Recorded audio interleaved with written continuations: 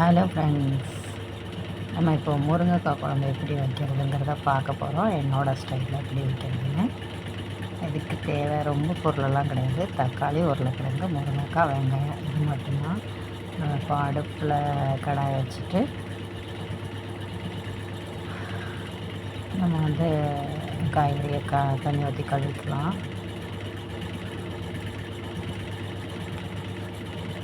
அடுப்பில் கடாயை வச்சுட்டு தீயை பற்ற வச்சுட்டு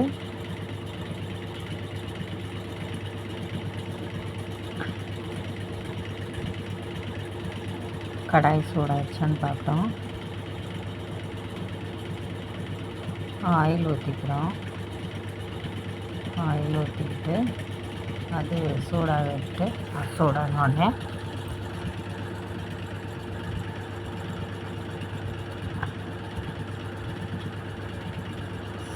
எல்லா காய்கறிகளும் நம்ம கட் பண்ணி வச்சுட்டு வெங்காயம், தக்காளி, முருங்கைக்காயெல்லாம் கட் பண்ணி வச்சுக்கணும். கட் பண்ணி வச்சுட்டு அலசி வச்சுருக்கோமோ அதில் கடுகு போட்டுட்டு சிம்பிளாக தான் வைக்க போகிறோம். ரொம்ப நிறையா மசாலாலாம் கிடையாது. நம்ம வீட்டில் என்ன இருக்கோ அதை வச்சு மட்டும்தான் பண்ண போகிறோம். ஸோ இருக்கிறத வச்சு பண்ணுறதுனால ரொம்ப ரொம்ப சிம்பிளாக தான் இருக்கும்.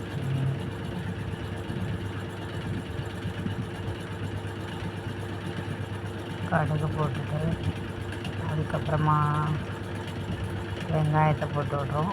வீடியோ வந்து ஃபஸ்ட் டைம் நானே எடுக்கிறதுனால எனக்கு கேமரா அட்ஜஸ்ட் பண்ணி பிடிக்க தெரியல.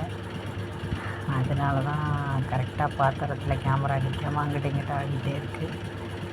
ஒரு தக்காளி உள்ள விழுந்துருச்சு ஒரு கையில் எடுத்து போடுறதுனால.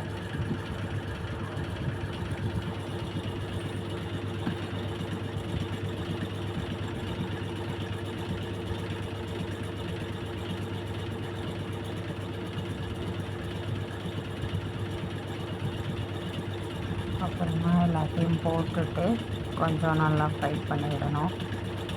ஃப்ரை பண்ணி விட்டுட்டு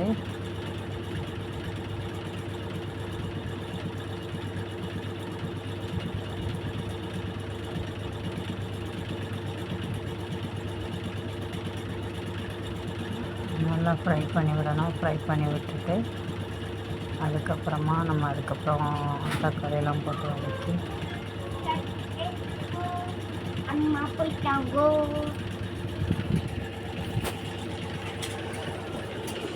தக்காளியை போடுறோம்.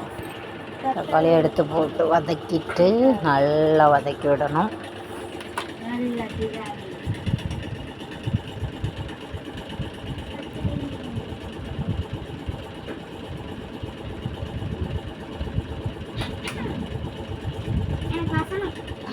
எனக்கு ஸ்பீடாக அந்த ஸ்கிப் பண்ணியெல்லாம் போட தெரியல. அதனால் நீங்கள் ஸ்கிப் பண்ணி பார்த்துக்கோங்க.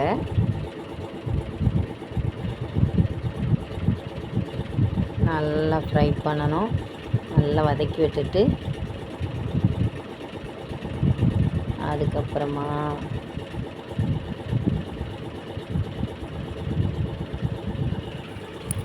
தேவையான அளவு கொஞ்சம் உப்பு போட்டுட்டோன்னா அந்த வெங்காயம் தக்காளி வதங்கிறதுக்கு கொஞ்சம் ஈஸியாக இருக்கும்.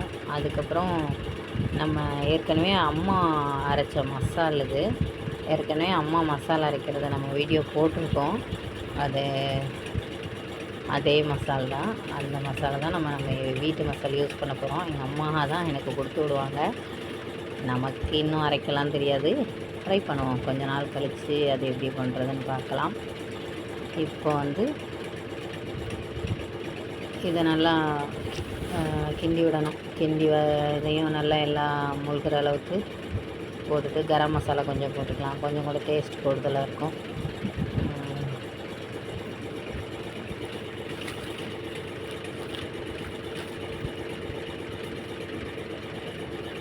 சிம்பிளாக தான் பண்ண போகிறோம்.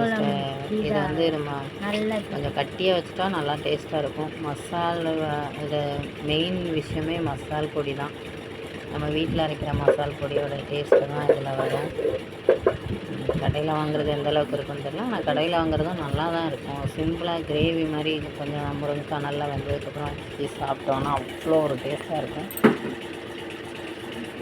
நல்லா மசாலாலாம் நல்லா கிளறி அந்த காயிலெல்லாம் நல்லா பிடிச்சதுக்கப்புறமா தண்ணியை ஊற்றிட்டு நல்லா அதை மூழ்கிற அளவுக்கு நல்லா பரட்டி விட்டுருக்கோம். பரட்டி விட்டதுக்கப்புறம் ஒவ்வொருத்தரும் ஒவ்வொரு ஸ்டைலில் பண்ணுவாங்க. இது நான் சிம்பிளாக எங்கள் தாத்தா ஒருத்தர் பண்ணாங்க, எங்கள் அப்பாவோட சித்தப்பா. அது ரொம்ப நாள் நான் சின்ன வயசில் இருக்கும்போது சாப்பிட்ருக்கேன். அந்த டேஸ்ட் வரல, இருந்தாலும் அதுலேருந்து எனக்கு இந்த குழம்பு கொஞ்சம் பிடிக்கிறதுனால நான் என்னோடய ஸ்டைலில் இந்த மாதிரி தான் வைப்பேன். நல்லாயிருக்கும், செம்ம டேஸ்ட்டாக இருக்கும். எனக்கு ரொம்ப பிடிக்கும், என் ஹஸ்பண்டுக்கு ரொம்ப பிடிக்கும், என் ஃபேமிலியில் எல்லோரும் விரும்பி சாப்பிடுவோம். இதுதான் நாங்கள் வைப்போம். நம்ம வீட்டில் இருக்கிறத வச்சு சிம்பிளாக வைக்கிறதுக்காக தான் அந்த மாதிரி வச்சுருக்கேன். சும்மா ட்ரைனிங், இந்த வீடியோ எப்படி போடுறதுன்னு கற்றுக்கிறதுக்கு வேண்டி ஃபஸ்ட் டைமாக நான் அதை பண்ணுறேன்.